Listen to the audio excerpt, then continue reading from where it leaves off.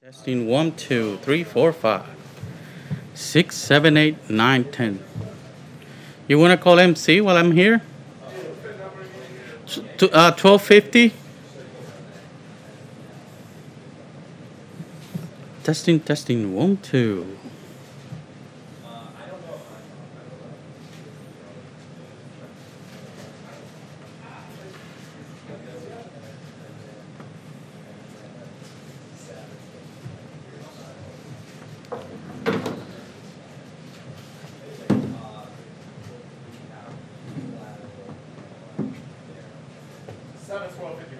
7, 1250.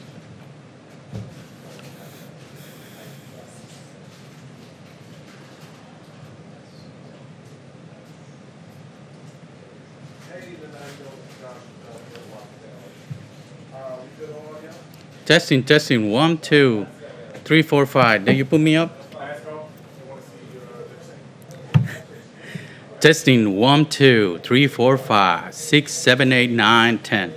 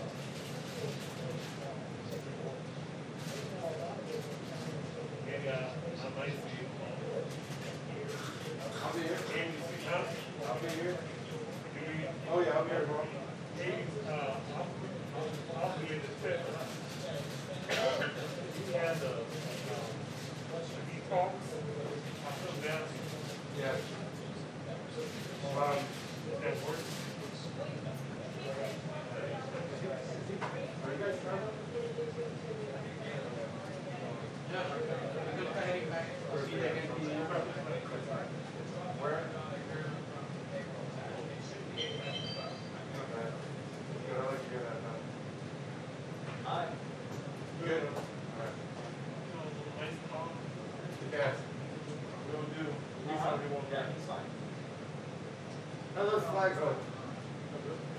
Center shot? Yes. All right.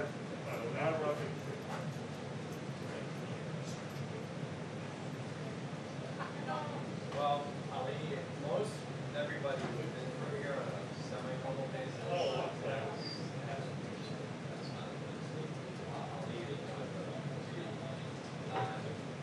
I mean, he's always good.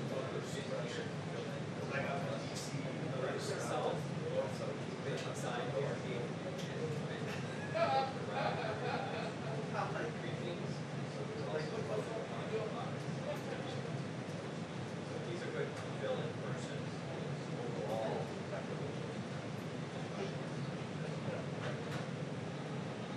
Okay. All right.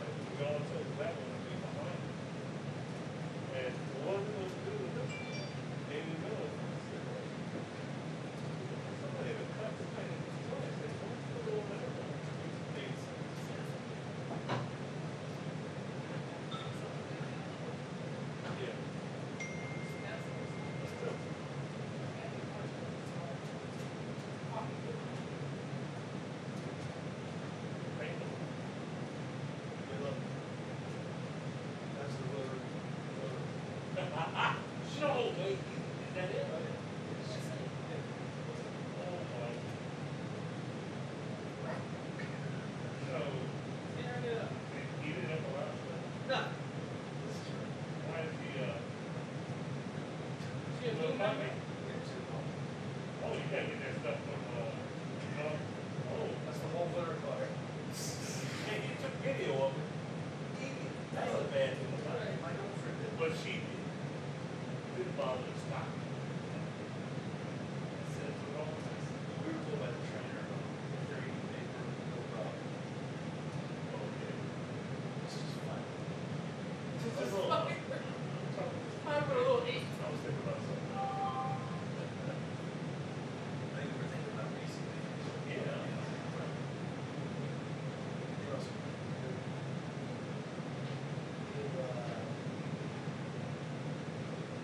She doesn't need that. She's great. She likes that. Good. So our dad, dad will go.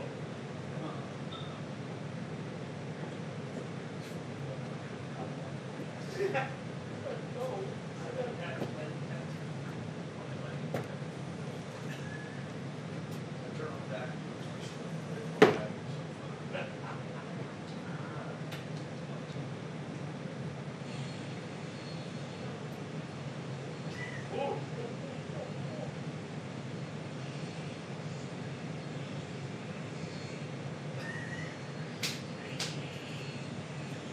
Our dog was, having issues. So like anxiety. Yeah, so they told us, get this stuff from the professional, but they all care. Right, and that's very. But it just, it's terrible. And after a while, it just, okay. Yes, that's right.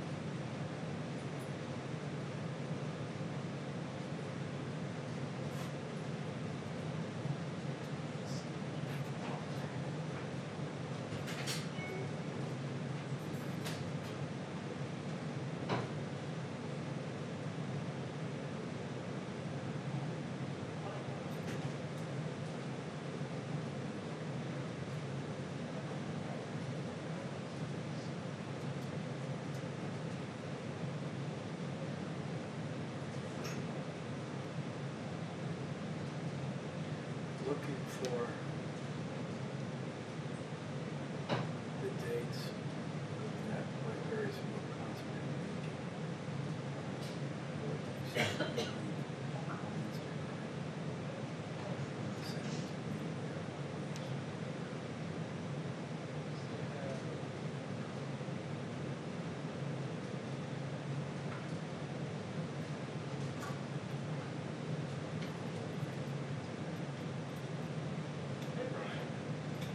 Yeah.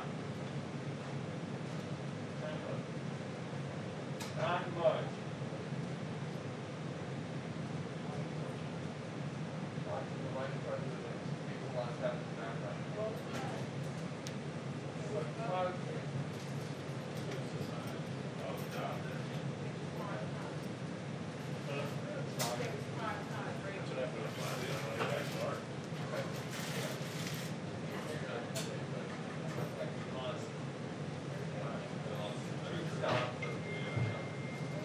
I mean, it's fine. Yeah. It's fine. You can tell he's living for And it's not even like you can see the cloud cover much shorter than the apple. It's like, oh yeah, that's like. You see rain? Oh no, I didn't know what about. Sure, I found it.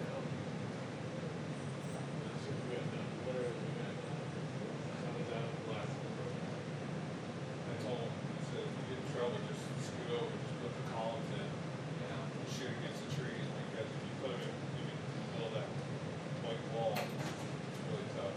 With the Nile. He's got 2 hurricanes up there. Did you pick a hurricane? Yeah, I don't know why he's having a problem, he's like, you know, I mean, yeah, we had, the one that we had, Sea Island, one hurricane. Well, the problem with the hurricane is the beat, not necessarily Yeah. when you start dialing it down. It's like, So it's it's there, even if you dial it down, you lose some point. Yeah.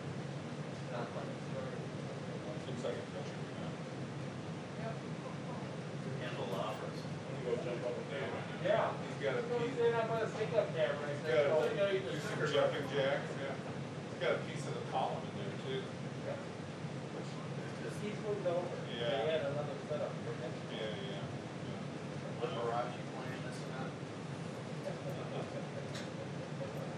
Like candelabras. Yeah.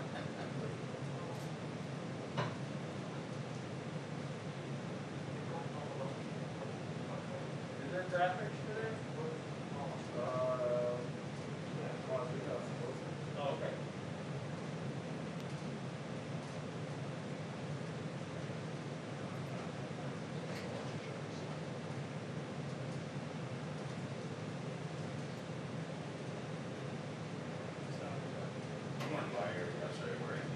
How was your? Where is it? Coming in the afternoon? Oh, yeah, because of the labor. Oh, you were full.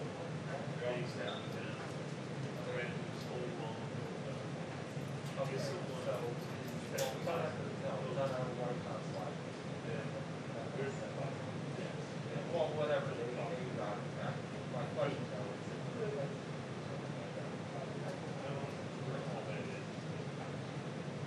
Would that make it?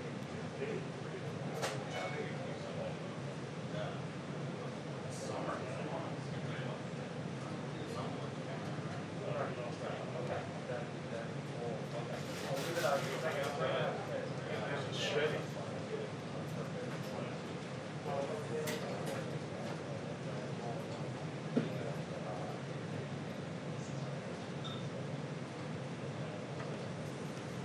Okay.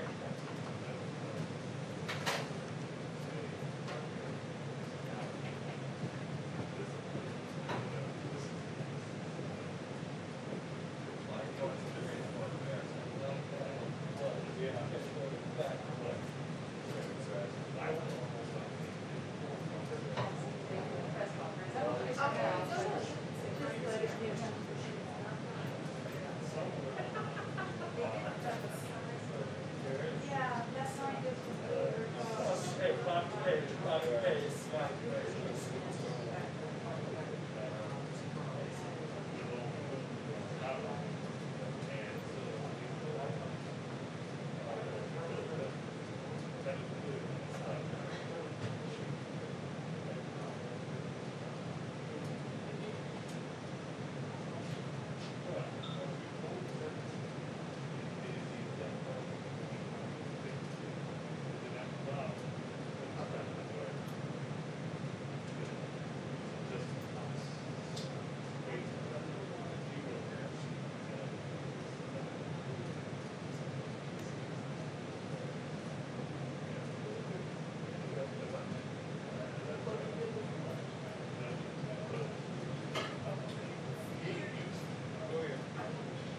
So the briefing? Do you have a seat at the briefing?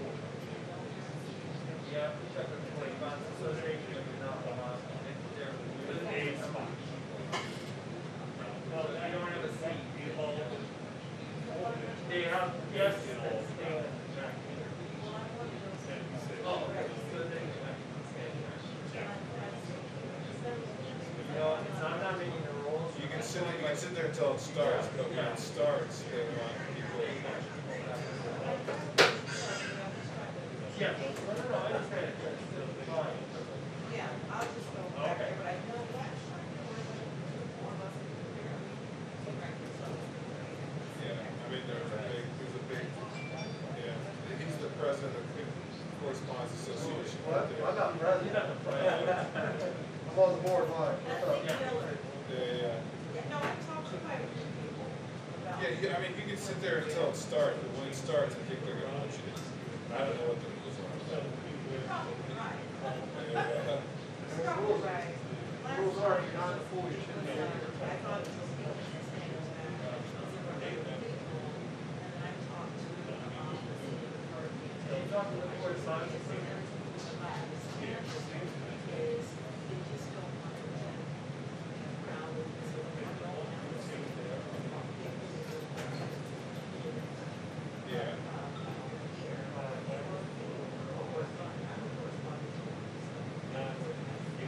Yeah, I don't know what the, like I said, the Correspondence Association is running it, I know they've got a lot of,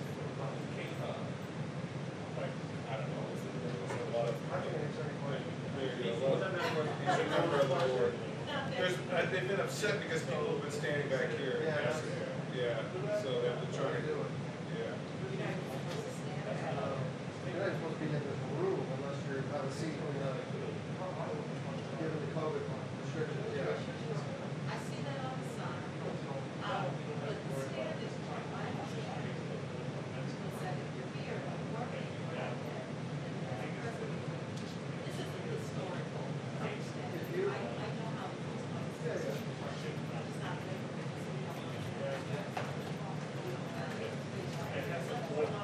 No, I understand. I know I have access to this room. So what I'm trying to understand, I spent time with you. Yes. Well, the board did, in agreement with the last, press office, and with the DC government, as far as social distancing is the biggest issue. You're standing, if the rules. No, neither am I. I'm just trying to explain to you everybody else's right. That I have spoken to them, they said that. If they're saying that the White House Correspondents Association is in charge of it, then that is great. If they're taking no liberty with it. No, No, they're saying, what they they're, said, they said they require a correct. No, but it's, you could be here. No, that's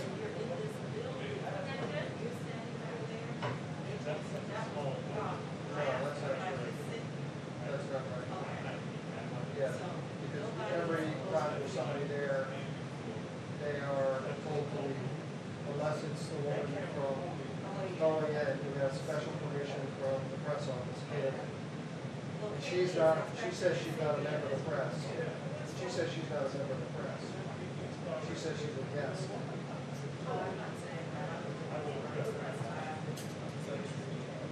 So that's why she apparently gets the place on it. She's not a member of it. Right, exactly. So, yeah, so that's.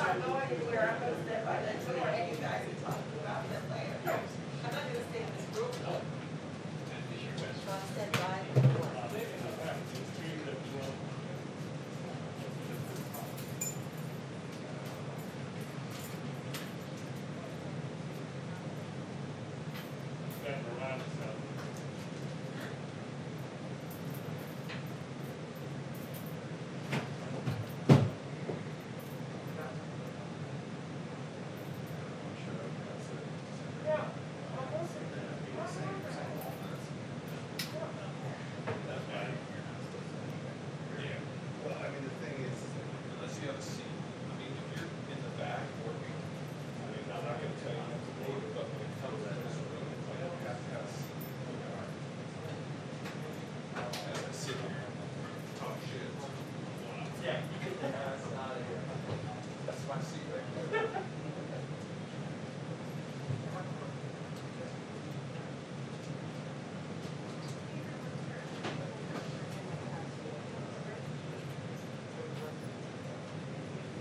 I'll put it wrong.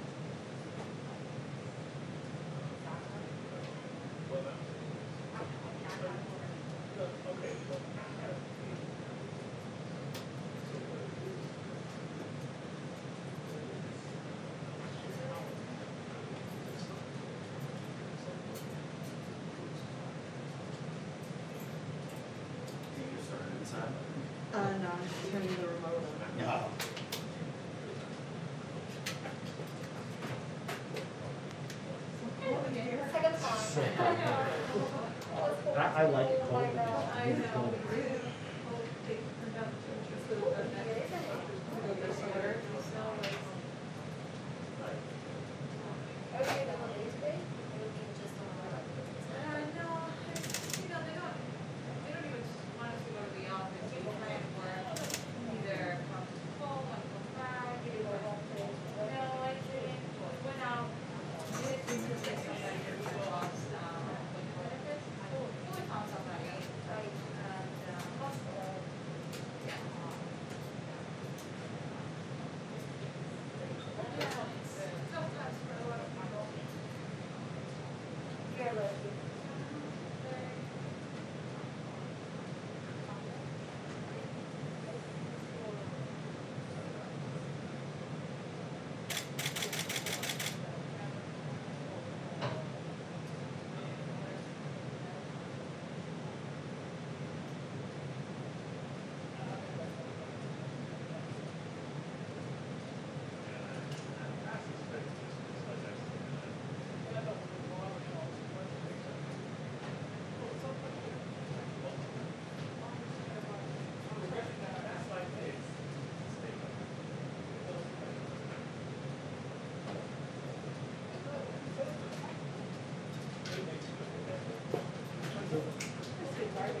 See you later. I've got to go out there because as soon as he's done, I've got to check.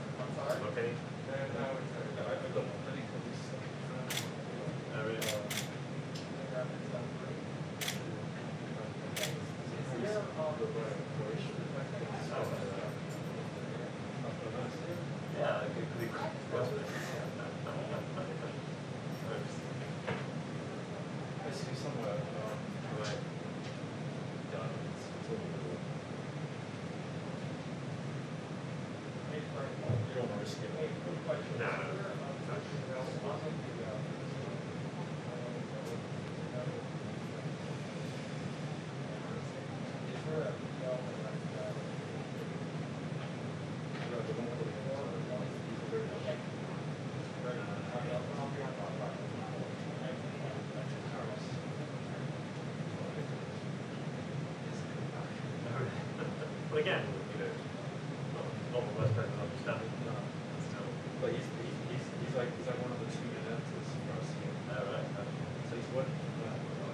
Dealing with time zone. He's working for that. Yeah. So he's like way ahead of us in the morning. He's got all sorts of right ideas. He's 7 hours to Yeah.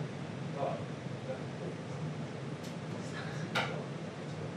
Right, so it's something like this. Yeah. So it's thanks. I got to his credit. It's hard, yeah, it's hard. I mean, I'll have you got probably, I'll have you on stage. So,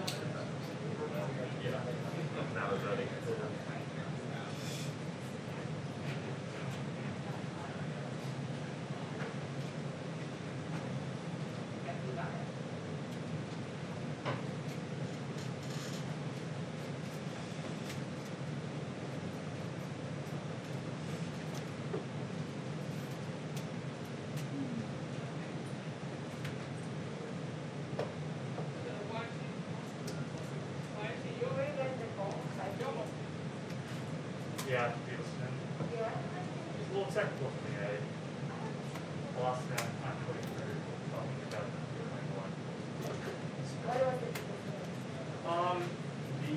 I guess DOD and White House identify a whole lot of mid-range spectral technology. Nothing is happening until December 2021. Yeah, it's a little bit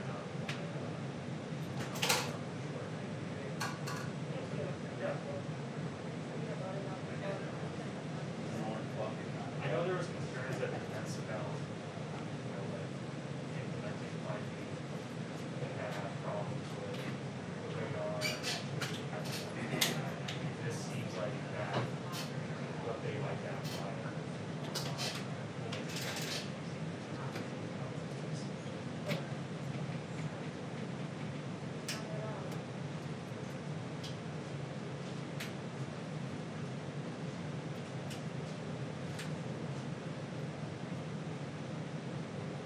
There you go. Snip.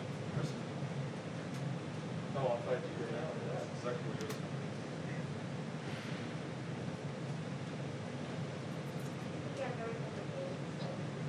Oh, yeah.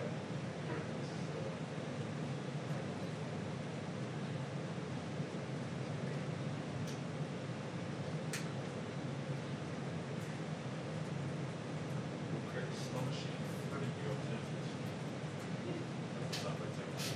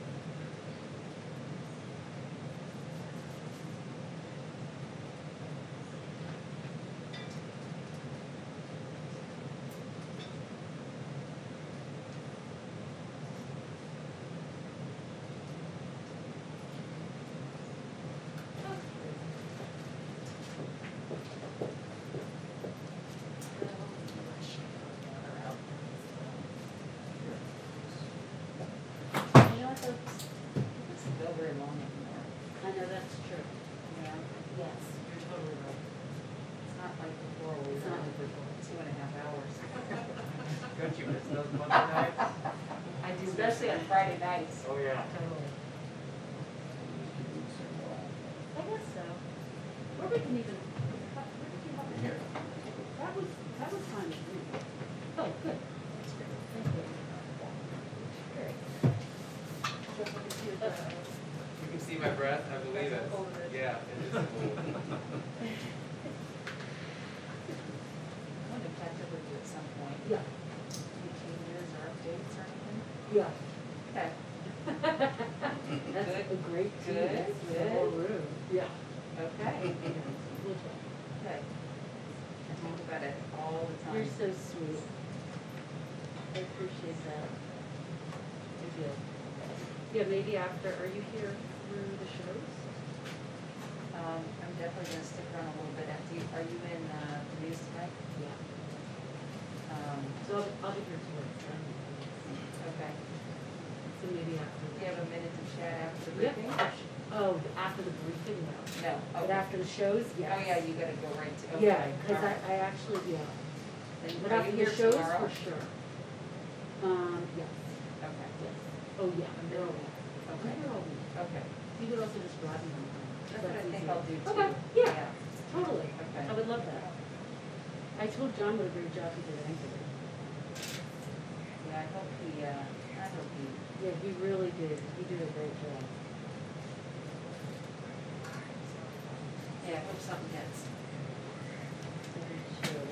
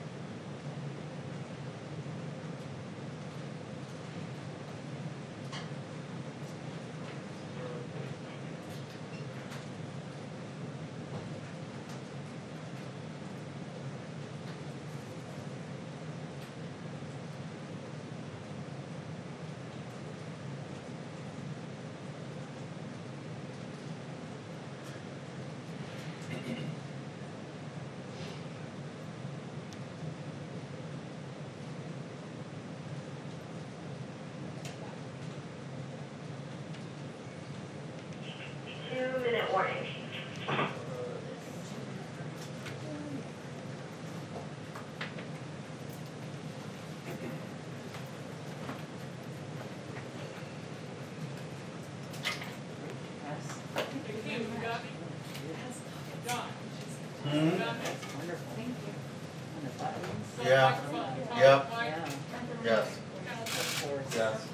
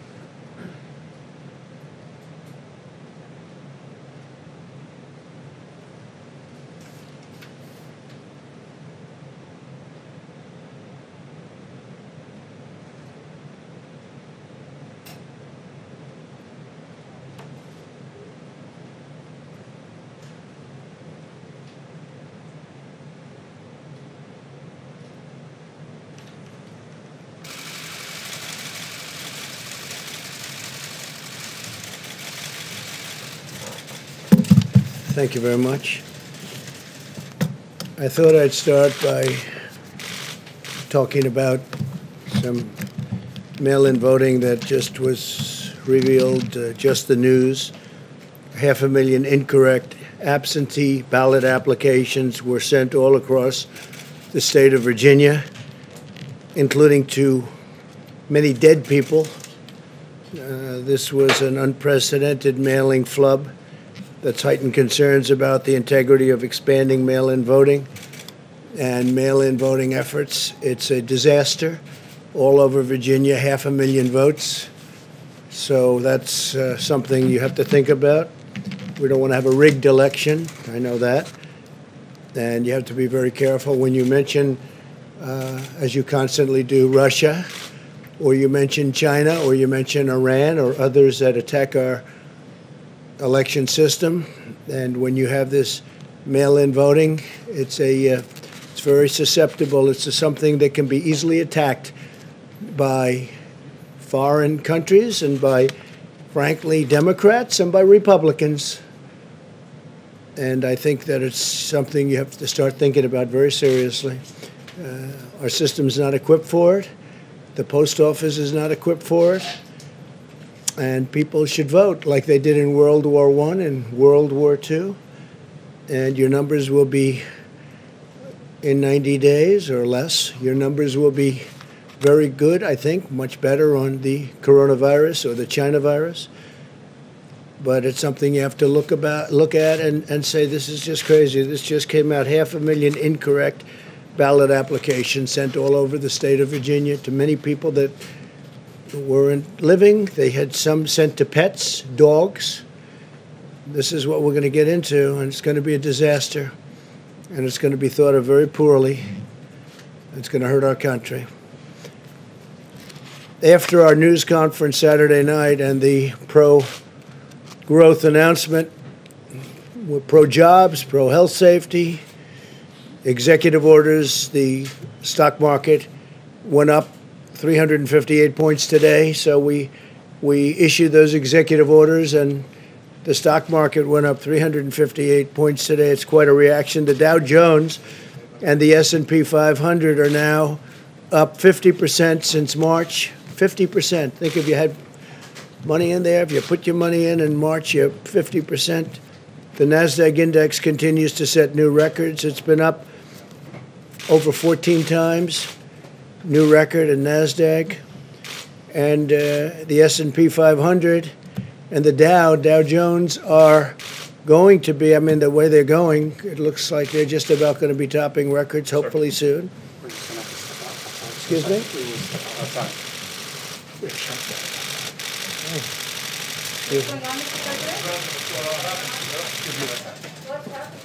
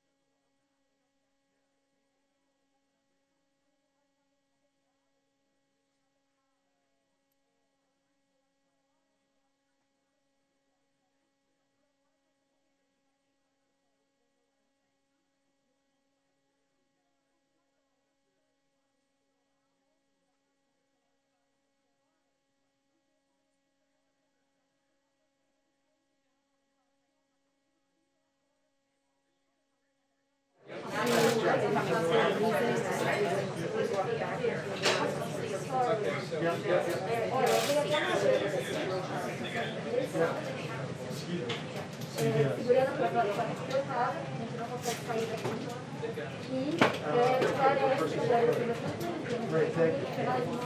Yeah, Dana, so apparently shots were fired at 17 to 10. This was not initiated by the Secret Service, the shots came from someone else. And apparently now the Secret Service is rendering aid to someone who was ill. Okay, so, We do not know Secret Service. if it was someone with the gunshot wound or somebody shooting someone else. But again, this was a 17 to 10. This was causing concern. The Secret Service station there, of course, was very all over. Shots were not initiated President Washington wants to stay with me? Okay, all right.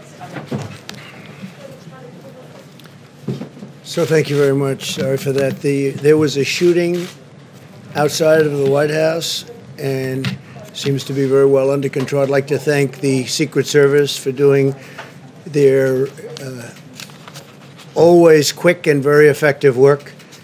But there was an actual shooting, and somebody's been taken to the hospital. I don't know the condition of the person. It seems that the person was shot by Secret Service. So we'll see what happens. And yeah, did you have something? Go ahead. No, there are no details. We just found out just now. It was outside of the White House, this area right over here. And they'll have details for you in a little while. Somebody is taken to the hospital. It seems that the shooting was done by law enforcement at that person, at the suspect. It was the suspect who was shot. And this just took place. A couple of people outside. I noticed a man named John Roberts, who you know very well. Yes. He reported that he heard shots. He was outside and he heard 2 shots. Mr. President, was this I had, a yes, threat towards you, sir? We don't know yet. We don't know. They're going to find Do you that know if the out. individual said anything, sir, mentioned We don't your know that name, yet, anything no. like that? And We you don't can know that confirm yet. it was the Secret Service that did shoot this It suspect? seems to be, yeah. It seems to It be. seems Where were you taken, Mr. President? Were you taken to the bunker? No, we're taking just out over to the Oval Office. What did the Secret Service What did tell they you tell while you you so were far? outside of the room? Just told me when he came up, you pretty much saw it like I did. He said, "Sir, could you please come with me?" So you were surprised. I was surprised also. I think it's probably pretty unusual, but very, very professional people. They do a fantastic job, as you know. So it seems to me, it seems to be from what I was said, there was a shooting. It was law enforcement shot someone, seems to be the suspect, and the suspect is now on the way to the hospital. I can't tell you the condition of the suspect. There was nobody else injured. There was no other law enforcement injured. And I just want to, we'll get on to the press conference, but I do want to thank Secret Service. They are fantastic. The job they do, from what I understand, the answer is yes. He was armed, Mr. President? That's what I understand. I don't know. You'll have to ask them. With what type of weapon? I don't know that, Was no. it a male or a female I suspect? don't know. You'll have to get, they'll have a detailed, maybe a briefing for you outside later. Did they say anything against you personally, Mr. I don't know. President? I didn't ask that question. Was he It might not have had anything to do with me. It might have been something else. But it was on the outside of the premises. The wall, as you know, the fencing, especially the new fencing that they put up, is very powerful. But it was on the outside of the White House. Okay? And they'll have a full report. Secret Service, in a little while, will have a full report. Are you rattled by this at all, Mr. President? I don't know. Do I seem rattled? It's unfortunate that this is a world, but the world's always been a dangerous place. It's not something that's unique. The world has been, you look back over the centuries, the world has been a dangerous place, very dangerous place, and it will continue, I guess, for a period of time. Does this make you think differently about your personal safety inside the White House? No, I feel very safe with the Secret Service. They're fantastic people. They're the best of the best, and they're highly trained. I don't know if anybody got to walk outside, but there were a lot of terrific-looking people ready to go if something was necessary. People at the highest level of law enforcement. There's nobody like these people. So they just wanted me to step aside for a little while just to make sure that everything was cleared outside, because it was right in this area. So. Why did you come back, Mr. President? Why did you decide after that? Because obviously it created a lot of commotion. What made you decide to come back and continue the briefing? Well, I didn't even think about not coming back. I said, am I able to go back? And they said, you'd have to wait a little while. I waited a little while, as you know, in the Oval Office area. And I said, can I get back now? And they said, yes. And they have a lot of fortification outside, just in case. But it was one person. Okay? You said the shooting was outside. How far away from the Well, White they're House? going to be giving you a full briefing in a little while. Far from the White House, or was it right in front I of can that only fence? tell you they're going to give you a briefing. It was outside of the premises, near the fence, but outside of the But it was near the premises. fence, so pretty Near the close to fence, here. yeah, pretty close. So I was telling you that the Dow Jones and the S&P 500 are now 50% above the March level. NASDAQ is setting new records. It's already broken the record despite the situation of having the China virus. We have new jobs are rising and unemployment is falling faster than nearly anyone thought. And over the past 3 months, we've created over 9 million jobs. And that's a record, a 3-month record. If you add it up, it's a 3-month record by far. And we've beaten expectations by 12 million. We're 12 million above expectations, which is pretty remarkable. Today we had great reports on new job openings, and there's clearly a housing boom, which has been incredible numbers in both housing and an automobile boom. We've rarely seen anything like it, and it's going on right now in America. Inventories are at rock bottom. Used car sales are at record levels, and we will have rebuilt. We're doing a rebuilding like nobody's ever seen. It's a big plus for manufacturing and construction. So construction's getting close to record territory. Manufacturing's doing very well. The car companies are doing great. Very happy for Michigan, the state of Michigan. We have a lot of car companies moving in. A lot of plants are being built and expanded in Michigan and Ohio. There is no reason why the economy can't grow at a 20% pace in the third quarter. That would be a record. And interestingly, it'll be a number that's going to be announced before November 3rd. It gets announced probably around November 1st, which is very interesting. But it's going to grow at a very substantial pace based on all of the numbers we're looking at, and probably a lot more substantial than we originally thought.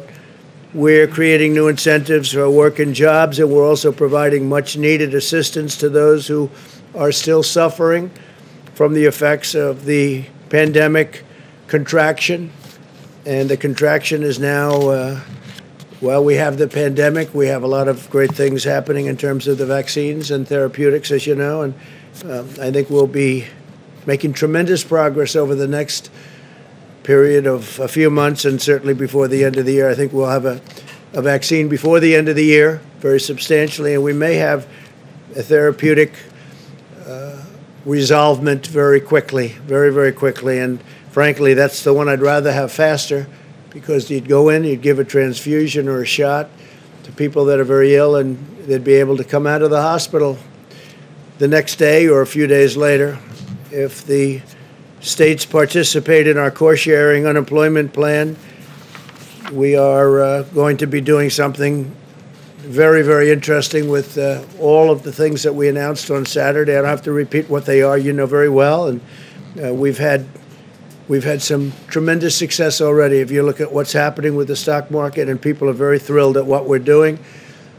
We'd like to get the Democrats to focus on other than what they're focusing on, which is a bailout of poorly running states. We have many great running states, states that are setting records, and let's see what happens with respect to that.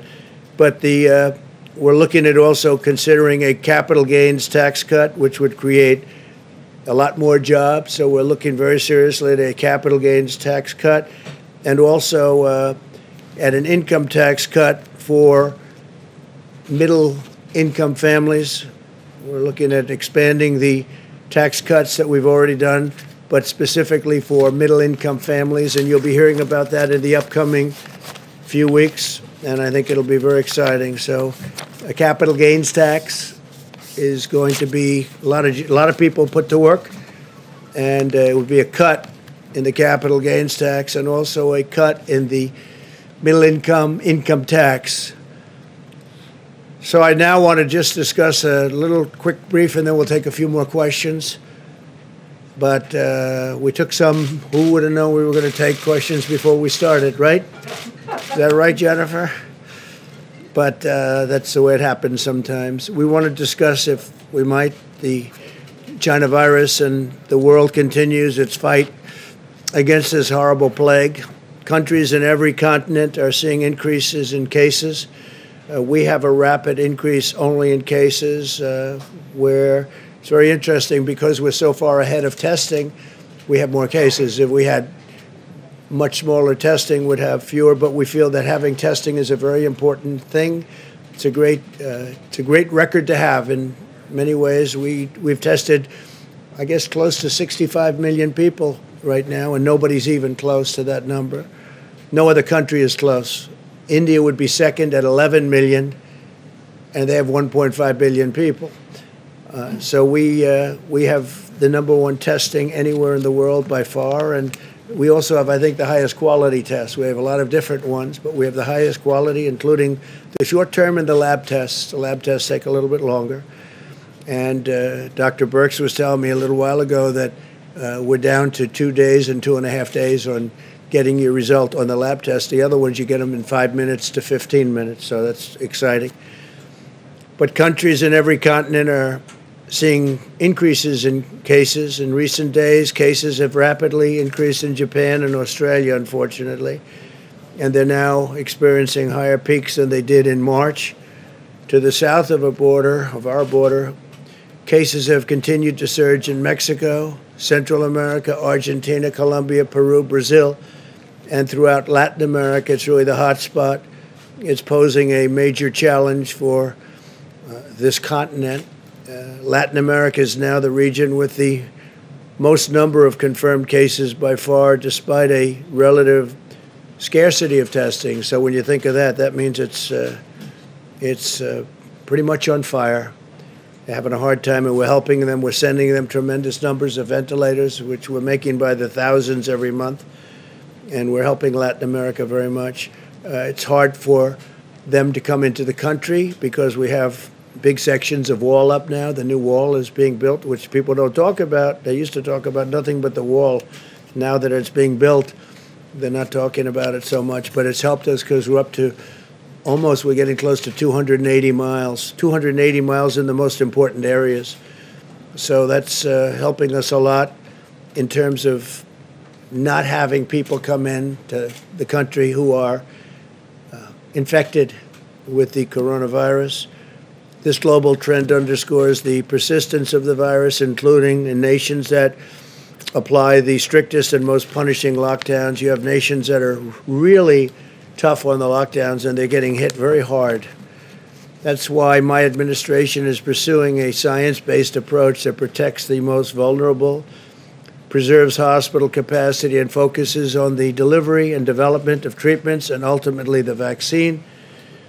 I feel strongly that we will have a vaccine by the end of the year, and it'll be put in service maybe even as we get it, because we're all set militarily. We're using our military to distribute the vaccine.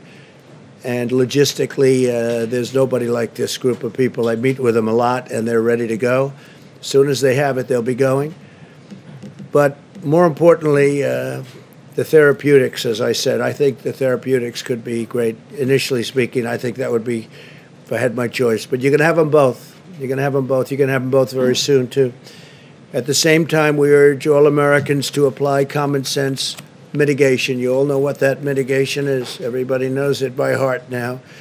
Nearly half of all of the deaths from the China virus in the United States have occurred in nursing homes and long-term care facilities. That's why we have delivered funding, equipment, and rapid testing to our nation's nursing homes to protect those at high risk. We're very focused on nursing homes and senior citizens areas. Anywhere that we have senior citizens, we're very, very focused. We've delivered over 1,800 rapid point-of-care testing devices. Those are very quick. And shipped over 700,000 tests to nursing homes. The nursing homes are being protected like never before. The United States faces a unique range of challenges that requires our constant vigilance. America has the largest at-risk population of any developed country by far, 1.5 million residents of nursing homes, about 5 times that of the United Kingdom and other European countries. Our country also has a higher prevalence of underlying conditions that this virus targets, yet we have fewer deaths per capita than the United Kingdom and most other peer nations in Western Europe. So that's an important, we have fewer deaths per capita than the United Kingdom and most other nations in Western Europe, and heading for even stronger numbers. But one person is too much as far as I'm concerned. Should have never been allowed to happen. Should have never been allowed to escape China. Nationwide, we continue to see encouraging signs. In the last 7 days, nationwide cases declined by 14%. Hospitalizations decreased by 7%. Fatalities decreased by 9%.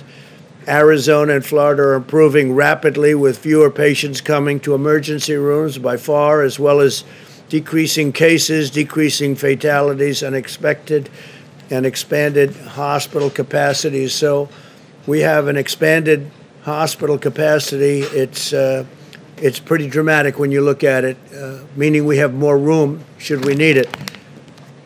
So a lot of tremendous work has been done. In Texas, likewise, the number of patients going to emergency rooms has dropped from July by more than 2/3. That's a lot. Nevertheless, we continue to monitor Texas very closely. Terrific governor, terrific people working on that whole situation in Texas, especially at its test positivity rate, which rose over 20% this weekend. Overall, cases in Texas are coming down and have stabilized in the border counties. That's, again, where you have the wall and you're next to, in some cases, the wall. In some cases, you'll have it very shortly. You'll have it all built within a number of months.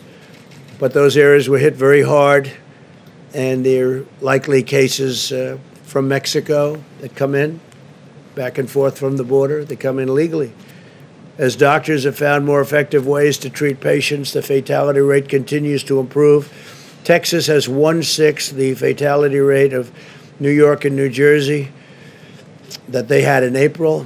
And if you look at New York and New Jersey, they work very, very hard, but very heavy density, and there are a lot of different kinds of difficulty.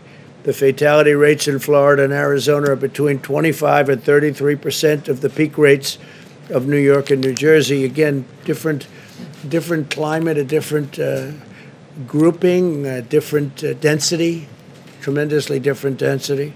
In California, the situation is starting to stabilize and improve throughout the major metropolitan areas. Statewide, hospitalizations continue to decline very substantially, with about 20% fewer inpatients now than on July 21st. California is starting to really show signs of correcting. We're monitoring regions with increasing cases, including Boston, Chicago, and the Midwest, and we're monitoring them very, very strongly and very, very hard. I do want to say that I think at the end of a fairly short period of time, you're going to be in very, very good shape all over our country. Every loss of life is tragic, and all nations must work together to defeat this horrible virus. My administration is going to continue to save as many lives as possible. We are working round the clock, everybody. I mean, it's incredible how hard they're working. And people from other countries, we're working with them also, and they're working very hard. This is something that's now attacked 188 different countries. There are a wide range of factors that determine how the virus impacts a nation, such as age, underlying conditions. Underlying conditions is a very big one. If you're sick in any way, especially they say heart and diabetes, that's not a good thing to have. If you're going to have this, if you're going to catch it, so we're trying to protect especially those people that have problems with their heart or diabetes, and levels of pre-existing immunity resulting from past exposure to other viruses, which happens. We must stop politicizing the virus and instead be united in our condemnation of how this virus came to America, how this virus came to the world, and we're going to figure it out, and we're going to find out, and we're very angry about it. On the therapeutics and vaccine updates, 3 vaccine candidates are currently in phase 3 clinical trials, something that would have been impossible under the previous administration or any other administration. And several others are showing considerable promise. We have great companies, very well-known companies. I think everyone in this room would know these companies, but they're the biggest and the best in the world. And we're working with other foreign companies and countries that have been really working very closely with us. We're trading. We're not looking to do anything but come up with the answer, and we really don't. We don't care. We want to come up with the answer. If it's one of ours or one of theirs, it's okay. We have to come up with the answer, and we're very close to getting it. Some people think we have it. We may have it. We have the best scientists in the world racing to develop a safe vaccine that will end this pandemic, save millions of lives, and that's millions of lives all over the world, and end the harm inflicted by this virus to our society and to all other nations. Last week, the NIH began a clinical trial of remdesivir paired with another approved antiviral drug and anti-inflammatory drug. You know that remdesivir has been very successful, and now they're experimenting with others, including antivirals and anti-inflammatories, and they're having some very interesting success. We've secured enough remdesivir to treat over 650,000 patients. On Saturday, I took executive action in its signing to save American jobs and support American workers. I signed directives to give a payroll tax holiday with the understanding that after the election, on the assumption that it would be victorious for an administration that's done a great job, we will be ending that tax. We'll be terminating that tax. On the other hand, the other group wants to raise taxes, and they may want to leave it where you pay it. But the payroll tax is a big deal for people. It's a tremendous saving for people, and we're going to be doing it, and we intend to terminate it at the end of the appropriate period of time. It's for those making less than $100,000 through the end of 2020 to provide an extra $400 per week, also in unemployment benefits, and to extend the freeze on home evictions. We want to extend the freeze so people aren't evicted. It's not their fault that the virus came from China. It's China's fault. And to suspend payments on student loans through the end of the year and then beyond. And again, you know, they're paying interest on loans, and they're not allowed to go to their college. So we're going to suspend payments on student loans through the end of the year, and then another extension most likely, because it's not fair to the students to have to pay when the colleges aren't doing the job of getting open, and I think probably many of them could be open. So I want to thank you all. I'm sorry for the disturbance before. Things happen, and if you'd like, we'll take a few questions. Yeah. Thank you, Mr. President. I appreciate it. Haley said earlier today that you've been working around the clock, so there's no delay to get these enhancement unemployment payments to Americans. Yeah. Can you give me your timetable? Are we talking next week, 2 weeks, a month? Steve, what do you think? Within the next week or two, we think the states will be able to execute. So, Mr. Secretary, you're saying when? I think within the next week or two, most of the states will be able to execute. Got it. And By the most way, of the the states. gentleman, you know everybody. You know Russell, you know. But this is Scott Atlas. Do you know that, right? Scott is a very famous man who's also very highly respected, Stanford. And he's working with us and will be working with us on the coronavirus. And he has many great ideas, and he thinks what we've done is really good, and now we'll take it to a new level. And so it's great to have Scott working along with us, and we appreciate it very much, Scott. Thank you very much. Really, we've had some great discussions. To follow up on that, Mr. President, if you don't mind, you mentioned the states. Have all the governors signed on to this? We just had a meeting with the governors, and they were very anxious to get money for the people in their states. And if they, depending on the state, we have the right to do what we want to do. We can terminate the 25%, or we don't have to do that. So we'll see what it is. Depends on the individual state. But a lot of money will be going to a lot of people very quickly. And I've instructed the Secretary of the Treasury to move as quickly as he can, right? So we'll get it done. Yeah, please. I have a question about coronavirus. I wanted to just ask you to be clear on the incident outside. There's a fairly significant perimeter around the White House. Does it concern you at all that someone who was armed was able to get so close that you needed to be removed from the briefing room? Well, I don't know if he was close or not, he or she. I don't know if it was a he or she. But I have such confidence in these people. They're so good. And I don't think the person breached anything. It was on the outside ground. So I don't believe anything was breached. I asked that question. So they were relatively far away. On coronavirus, 97,000 children tested positive for coronavirus in the last 2 weeks in July, according to the American Academy of Pediatrics. Does that give you any pause about schools reopening for in-person learning? Because they may have, as you would call it, a case, it may be a case, but it's also a case where there's a tiny fraction of death, tiny fraction. And they get better very quickly. Yeah, they may have it for a short period of time, but as you know, the seriousness of it in terms of what it leads to is extraordinarily small, very, very much less than 1%. So do you still believe that children are essentially immune? Yeah, I think that for the most part they do very well. I mean, they don't get very sick. They don't catch it easily. They don't get very sick. And according to the people that I've spoken to, they don't transport it or transfer it to other people, or certainly not very easily. So, yeah, I think schools have to open. We want to get our economy going. We have incredible numbers despite this.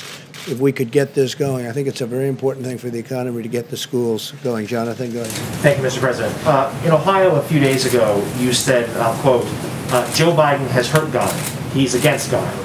The Vice President has said that he's a man of deep Catholic faith, that he's credited for helping him endure some immense personal tragedy. So what did you mean by that when you say that Joe Biden has hurt God or is against God? Well, if you look at the manifesto that they've come up with, and if you look at their stance on religion and things having to do very importantly with aspects of religion and faith, I don't think a man of deep religion would be agreeing to the Bernie Sanders plan. You take a look at what they have in, and you can't put that into the realm of a religious group of people, I will say that.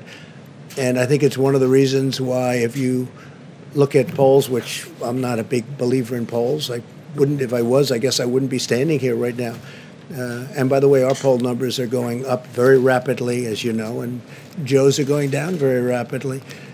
He'll have to come out of the basement, it looks like, pretty soon, because it's one of those things. But no, if you look at the manifesto, I call it the manifesto. A lot of people are calling it the manifesto.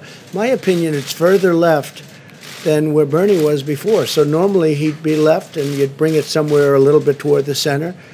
But some of the things that they have down there, and I'm not only talking in terms of religion, I'm not talking even in terms of religion, but some of the things they have in the agreement made, and this was an agreement made by Bernie Sanders and Joe, it's a terrible thing. It would be a terrible thing for our country. It will destroy our country. We will go into a depression. We will put on regulation. We will double and triple taxes. It will be terrible for health care, just terrible. You'll have 180 million people lose their health care. It will be a terrible, terrible thing for our country. Okay, yeah, please, Jeff. Thank you, sir. I'd like to ask you a question about something you said in Bedminster as well. You said that you're planning to issue an executive order to ensure that health insurance companies prevent or cover people with pre-existing conditions, and you said that had never been done before, but that's not the case, because that is the law under the Affordable Care Act. So my question is, why do you need to issue an Well, I executive said order no. for law that is already Yeah, existing? but I didn't say, I said as an executive order. As you said as an executive order, it hasn't been done before. We want to be able to assure people that pre-existing condition is always taken care of.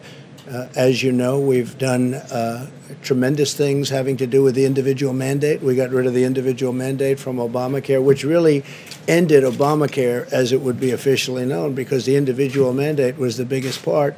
It was also the most unpopular part, where you pay for a terrible privilege of overpaying for insurance. You pay not to have to pay for your health care.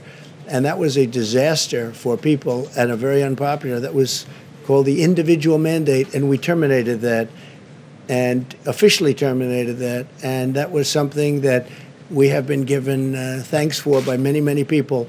But the individual mandate will always be with us. The individual mandate termination will always be. They can't start it up. In fact, I don't even believe, you'll have to tell me, I don't believe it's been challenged when we ended it.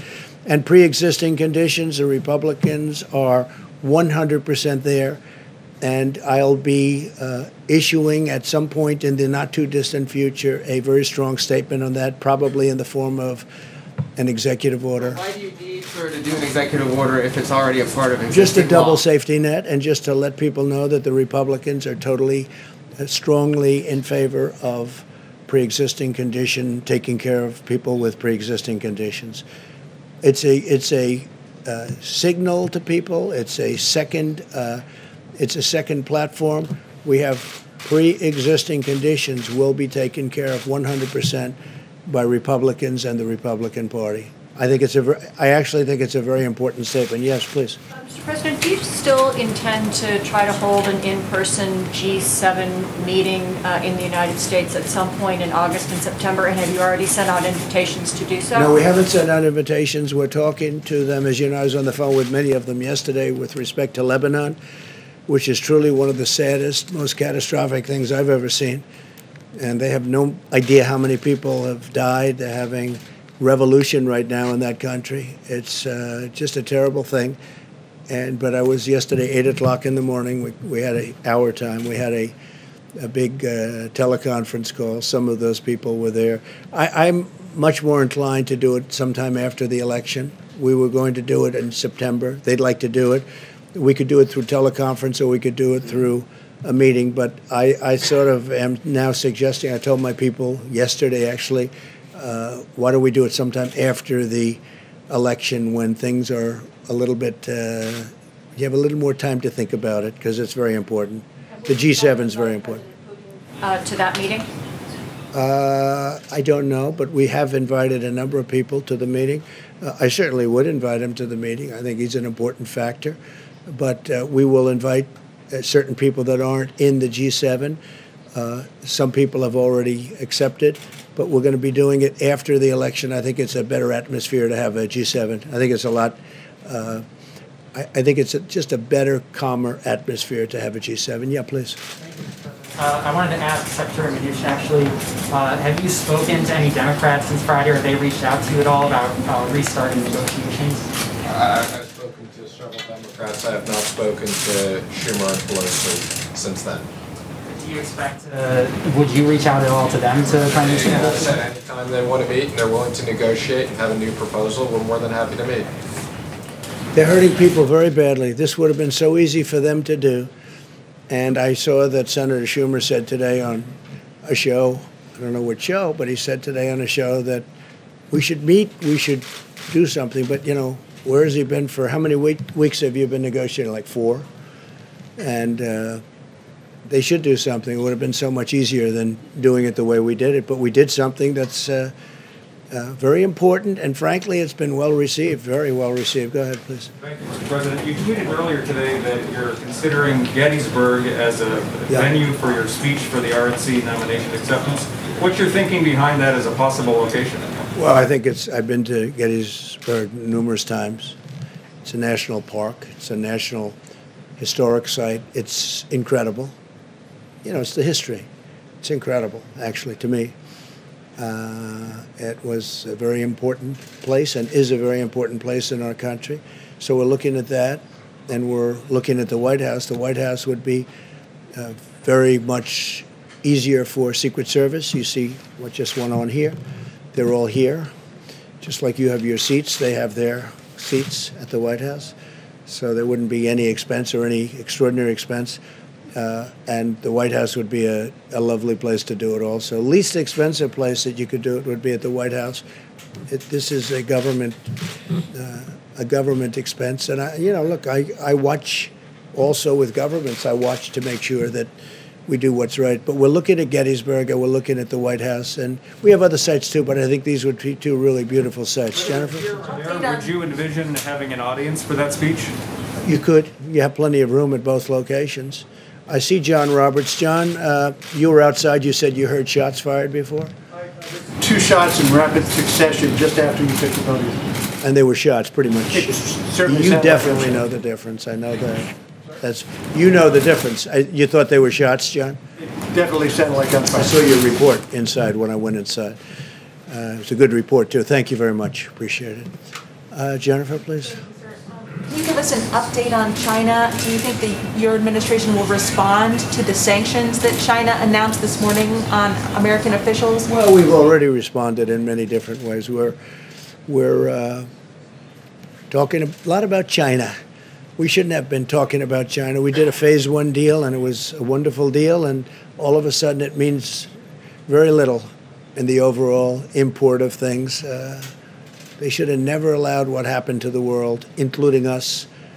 But this was released into Europe, and it was released into the U.S., and it was released all throughout the world, but it wasn't released into China. And we were doing numbers that just were incredible, and we hope to be able to do them perhaps even next year. I think we're going to have an incredible year next year, but that will never pay for the loss of life in our country and all over the world. So we view China differently than we did 8 months ago. Very much differently. Yes, please. Is there still any consideration of delisting Chinese companies? Is that an ongoing discussion? Delisting? Delisting Chinese companies? We never comment on specific things, but no, there's nothing in particular. Could it still be on the table?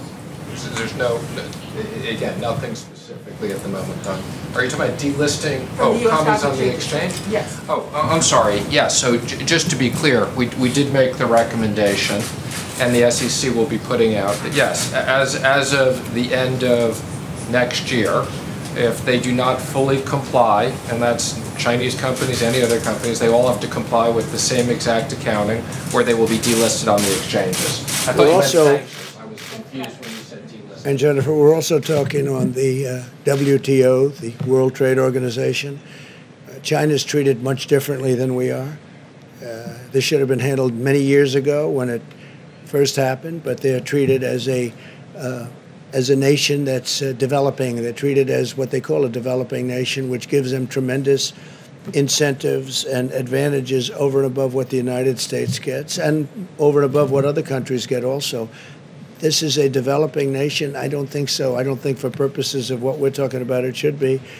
And we are putting in, and we've already put in a request that China should no longer be declared a developing nation and have advantages over the U.S. And I told them that a year ago, and I told them that 2 years ago, and we put it in very powerfully, that they should not have advantages over other countries, frankly, and sure, they're not going to have any more advantages over. This should have been done by numerous presidents a long time ago because it gives them a tremendous boost over everybody else, and it's a very unfair situation. No, we are upset with China because of what they did. China was not good, and China will be, if you look at what's going to happen, whether it's Iran, Iran will make a deal with us in a month after the election's over if we win the election. But their greatest dream in the world is that Joe Biden wins because they will own this country. China will own this country. North Korea will own this country. They will own our country. And they're all waiting to see the election. And if we have a win on November 3rd, we will have a deal with, in my opinion, Iran within 1 month. And I don't know that we want to have a deal with China, to be honest with you. So I'm saying to myself, gee, but China wants us to lose very badly. And you know who else is not happy with us winning? Russia. The phony people that tell the story, the fake news stories about Russia. It was just reported, the numbers. I raised $400 billion extra in NATO. You know that. It went from 130 to $400 billion, and that's a year in order to strengthen up NATO. Nobody says that. We became the biggest energy exporter. We are now, if you look at what we have, we're energy independent. So many different things. Our military is stronger than it ever was. We spent $2.5 trillion on our military. I exposed the terrible deal between Germany and Russia on the pipeline. Nobody even knew about the pipeline, Nord Stream 2.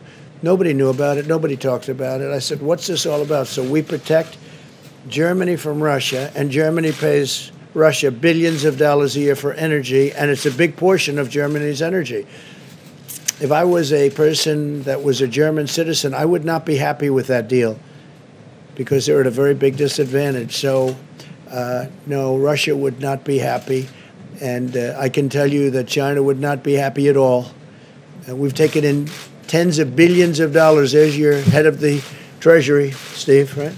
We've taken in tens of billions of dollars from China. We never took 10 cents from China, never, not even 10 cents. And $28 billion we gave to our farmers because they were targeted by China. They were actually targeted.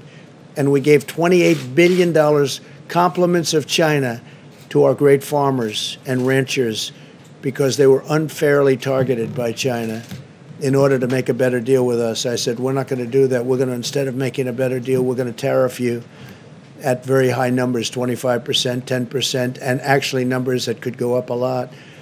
And we had a lot of money left over. After giving the $28 billion to the farmers and ranchers and some others, frankly, we had many, many billions of dollars left over, and we're still receiving that money. Even though we made the deal, we're still receiving that money. So if we win the election, we'll have deals with a lot of countries very fast. They're just waiting to see who wins because they are hoping that Joe Biden wins, Sleepy Joe. And if he wins, you know what's going to happen? China will own us. Our markets will crash. The 401ks will go down to practically nothing. Stocks will go down to practically nothing. Remember, stocks, these big companies, they're owned by millions of people that are carpenters and policemen and farmers and lots of other people. And they are the ones that benefit by having a good stock market, probably more than anybody else. But the 401ks, the stocks, the economy will be in a shambles. They want to raise taxes. They want to triple taxes. They want to raise the corporate tax, but they want to raise all taxes. Ultimately, they can't pay for what they want to do anyway, and what they're going to do is destroy your health care and destroy so many other things. We're going to have 180 million people that are so happy with their private health care, they're going to lose it under this crazy plan that these people are proposing. So you will have a crash like you've never seen before. And I've been very good at predicting these things. Yeah, please, go ahead. Thank you, Mr. President. You just mentioned President Putin and the possibility of inviting him here because he's important. Your own Director of National Intelligence has said that Russia is currently planning or actually meddling in the election. Have you raised that directly with Putin ever? They said China, Russia, Iran, and probably others. But because of the fake news, they seem to think Russia plays the best. So what they do, it's all right. Well, I'm just saying the way the politicians look. The other day, they said the three countries, they said China and Russia and Iran, and some reporter got up and said, Russia is meddling. I said, well, didn't it mention China and Iran? Why didn't you mention them too? So I don't know. You know what I'm telling you? I'll tell you who's meddling in our elections. The Democrats are meddling by wanting and insisting on sending mail-in ballots where there's corruption all over the place. If you check what happened in New York, a small, relatively small race with Carolyn Maloney, and they called her the winner the other day because I was mentioning it at conferences and getting a lot of action on that statement. So they called her, they declared her the winner, and they have no idea who won. And the person, her opponent, is very angry. But they had mail-in voting, and they had hundreds and I think even thousands of ballots that are missing that were fraudulent. Take a look at the Carolyn Maloney race. Take a look at Paterson, New Jersey. Take a look now at this one in Virginia, where they mailed out 500,000 applications, and they go into people that aren't supposed to be getting an application. Yeah, please go ahead. Thank you, sir. Secretary Pompeo is heading to Europe again this week. Do you have any updates on when the travel restrictions with the EU are going to be lifted? It seems strange we're offering exemptions for professional athletes, but not the K-1 visa holders, the so-called. Well, we try and do the best we can. You have big sporting events, and that's good for our economy, that's good for us, and they do talk about certain exemptions, and they make sure everyone's perfectly tested and everyone comes in at 100%. But, we do make certain accommodations because you do have star athletes, and that means a good thing for the country. That's economic development, etc. But we are working very closely with Europe and with other countries to see what's the best timing. Don't forget, I was the one that turned Europe off because they really they led the way. They led it much more so than we did. We were months following them. And in terms of they got hit earlier than we did, quite a bit earlier than we did. So I put the restrictions on Europe. I put the restrictions on China, which was a great thing to do. In retrospect, that was a very important day. Dr. Fauci said that was one of the most important days. And a lot of people didn't want me to do it, but we first put a ban on anybody from China coming in, and then we put a ban on Europe coming in. But we're working very closely with Europe to see when that will all come off. Yeah, please. If 160,000 people had died on President Obama's watch, do you think you would have called for his resignation? No, I wouldn't have done that. I think it's been amazing what we've been able to do. If we didn't close up our country, we would have had 1.5 or 2 million people already dead. We've called it right. Now we don't have to close it. We understand the disease. Nobody understood it because nobody's ever seen anything like this. The closest thing is in 1917, they say, right? The great pandemic certainly was a terrible thing where they lost anywhere from 50 to 100 million people. Probably ended the Second World War. All the soldiers were sick. That was a terrible situation, and this is highly contagious. This one is highly, highly contagious. No, if I would have listened to a lot of people, we would have kept it open. And by the way, we keep it open now, all the way. We keep it open. But we would have kept it open, and you could be up to 1.5 million or 2 million people right now. 1.5 to 2 million people. Our people have done a fantastic job. Our consultants and our doctors, and with disagreements and with a lot of things happening. What we've done with ventilators has been amazing. What we've done with medical equipment has been incredible. We've supplied the governors. Nobody, not one person in this country that needed a ventilator didn't get it. And at the beginning, there was a big shortage of ventilators. Nobody had stockpiles or anything comparable to what you had to have. So we would have lost, if you think about it, you had mentioned 160,000 people. Multiply that times 10 right now. I think it would have been unsustainable and unacceptable. But that's what would have happened had we kept it open. So, no, I think we're a very large country. We are one person. I say it all the time. A lot of people like to leave that out. One person is too many. It should have never happened. But they've done really an extraordinary job. They'll never be given the credit, and I'm not talking about me.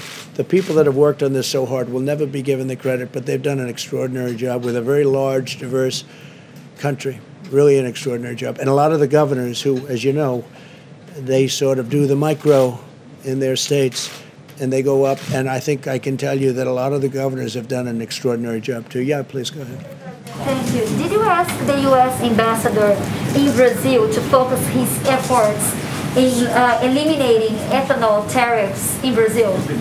You have to, you can't, yeah. You asked the ambassador in Brazil to focus his efforts to eliminate ethanol tariffs in Brazil. We haven't really discussed that too much, but at some point we probably will be. And we don't want people tariffing us, and if they tariff us, although I must tell you I have a very good relationship with President Bolsonaro. He's great.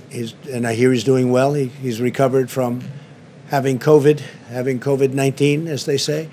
and that's great, and send them my regards. I think that as far as Brazil is concerned, if they do tariffs, we have to have an equalization of tariffs, and we are going to be presenting something having to do with tariffs and fairness and tariffs, because we have many countries for many years that have been charging us tariffs to do business, and we don't charge them.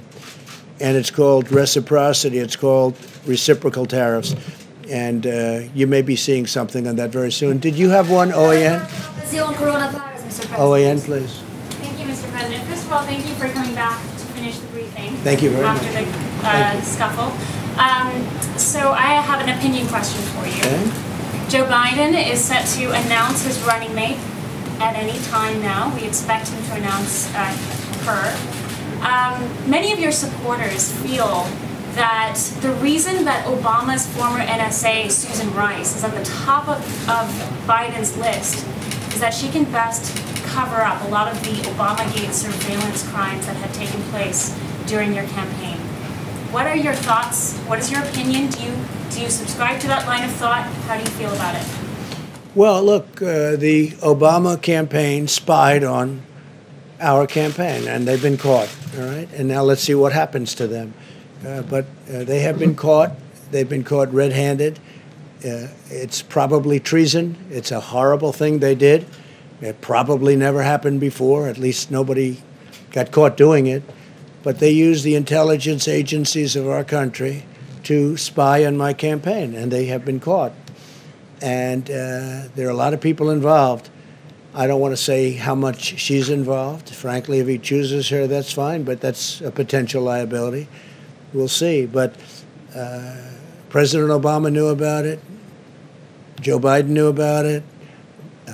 Comey knew about it. Brennan, Clapper, the whole group, they all knew about it. Lisa Page and her lover Strzok, they all knew about it. And we have it documented. We have it in texts. We have it in all sorts of forms. They knew about it. It was a terrible thing. Should have never happened and should never be allowed to happen again to a president. This should never happen again. This was a setup like we've never seen. I think it's the political crime of the century. And they've been caught. So let's see what happens to them all. Thank you very much. Thank you. Thank you.